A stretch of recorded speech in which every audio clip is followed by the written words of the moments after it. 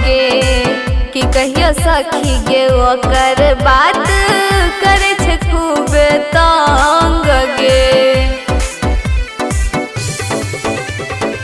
होली में खेले रंग गे भोरे से करे छे फोन गे कि कहियो सखी गे ओकर बात करे छे खूब तंग गे।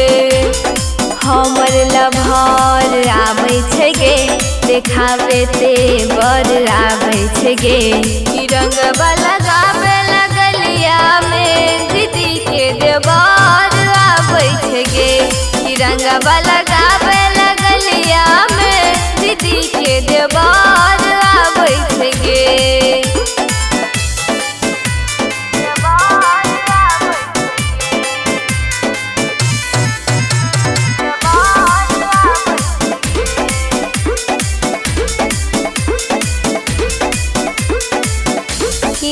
कहियो सखी गे तोरा लागै छे डर गे कोना तो खेलते रंग दीदी के देवर गे।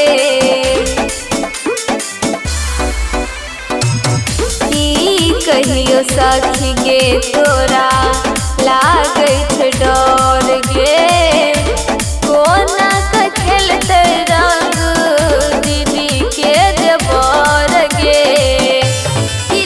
पिचकारी आबै छे गे किचन का गाड़ी आबै छे गे हमर घर आबै छे गे साथी सबके संग आबै छे गे कि रंगवा लगावे लगलिया में दीदी के देवर आबै छे गे कि रंगवा लगावे लगलिया में दीदी के देवर आबै छे गे।